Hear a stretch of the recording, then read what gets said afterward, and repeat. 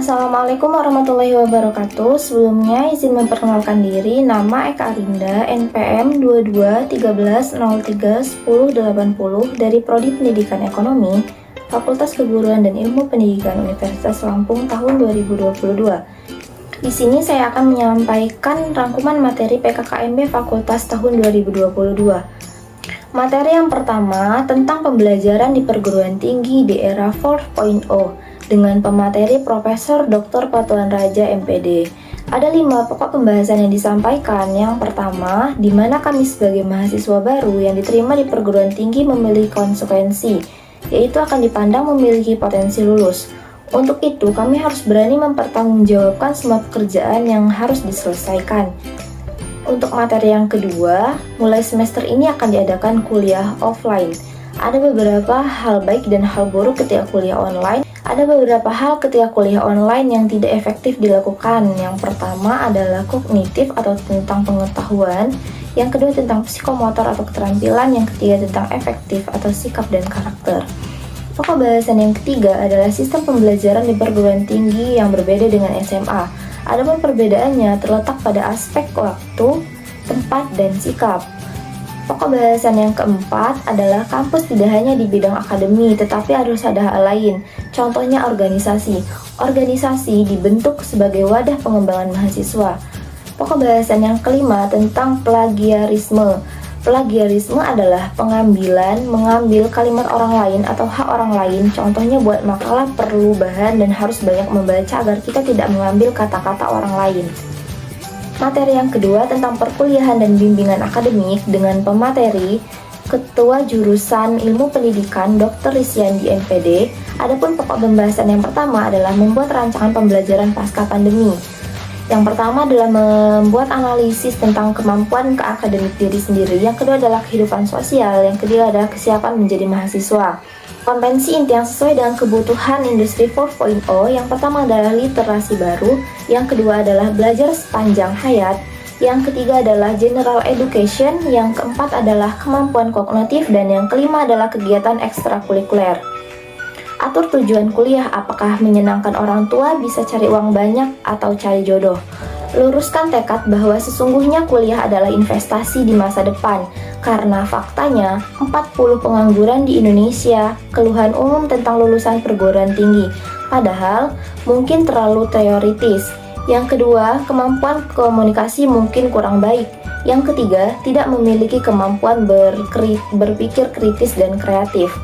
Adapun karakteristik pemenang diantaranya, yang pertama adalah proaktif, yang kedua adalah kooperatif, yang ketiga adalah gigih, yang keempat adalah cerdas, yang kelima adalah etis, dan yang keenam adalah komunikasi. Musuh utamanya adalah rasa malas. Ciri-cirinya selalu mempunyai alasan untuk menunda. Untuk menjadi seorang pemenang, milikilah sasaran. Yang pertama adalah realistis, yang kedua adalah terukur, yang ketiga adalah spesifik, dan yang keempat adalah fleksibel. Untuk melawan rasa malas, kita harus punya motivasi. Di antaranya, yang pertama adalah gunakan aturan 5 menit, bagi tugas yang besar. Yang ketiga adalah tetapkan sasaran setiap kegiatan. Yang keempat adalah cari bantuan bila perlu. Strategi menyusun waktu, yang pertama, buat daftar kegiatan. Yang kedua, buat skala prioritas. Yang ketiga adalah perkirakan kebutuhan waktu. Yang keempat adalah alokasi waktu. Dan yang kelima adalah evaluasi. Adapun perbedaan sekolah dengan kuliah terdapat pada yang pertama adalah sistem kredit semester. Dalam hal ini bertujuan untuk yang pertama memberikan kesempatan kepada para mahasiswa yang cakap dan giat belajar untuk menyelesaikan studi dengan cepat. Yang kedua adalah memberikan kesempatan kepada mahasiswa agar dapat mengambil mata kuliah sesuai minat dan bakat dan kemampuannya. Yang kedua adalah beban studi. Yang pertama, besarnya beban studi pada semester pertama untuk maba ditentukan setiap mahasiswa. Kemudian pada semester berikutnya diperhitungkan beban studi pada semester berikutnya. Yang kedua, paling lama 7 tahun akademik untuk program studi dengan beban belajar mahasiswa paling sedikit 144 SKS. Yang ketiga adalah beban SKS. Yang pertama, kuliah teori. 1 SKS setara dengan 50 menit tatap muka, 60 menit tugas struktur, dan 50 menit mandiri. Yang kedua adalah pembelajaran berupa seminar atau sejenisnya. Yang ketiga, bentuk pembelajaran 1 SKS pada proses pembelajaran berupa praktikum, praktikum studio, dan lain-lain. Pada era MBKM, program studi akan menyediakan yang pertama, paling sedikit 4 semester merupakan pembelajaran di dalam program studi. Yang kedua, 1 semester setara dengan 20 SKS merupakan pembelajaran di luar program studi.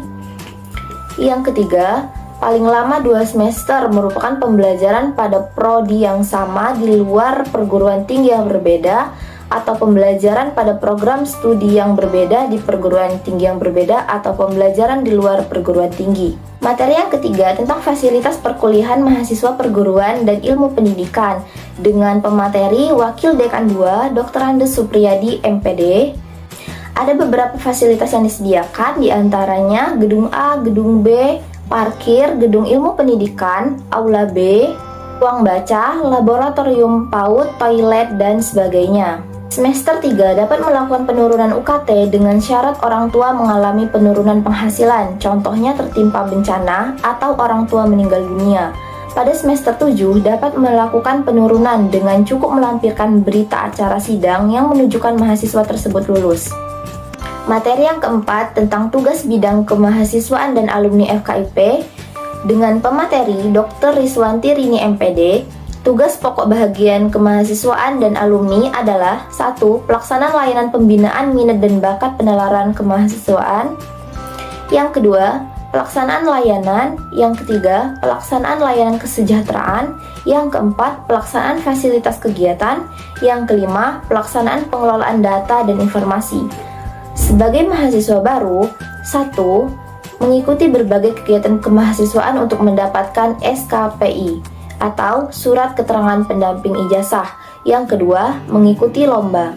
Mahasiswa yang berhasil menorehkan prestasi di tingkat nasional dan internasional akan dilakukan pendataan dan pengusulan penghargaan ke Rektorat Unila dengan syarat yang pertama, mengurus surat tugas lomba. Yang kedua, memilih dosen pendamping. Yang ketiga, mengisi link pendaftaran.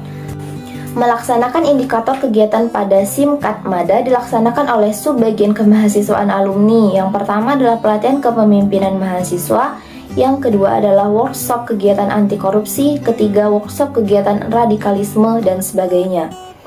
SKPI adalah transkrip untuk menyatakan pengakuan prestasi pengembangan soft skill kemahasiswaan dengan beban kegiatan mahasiswa dinyatakan dalam satuan kredit prestasi. Langkah-langkah membuat akun SKPI. Yang pertama, membuat akun SKPI di web.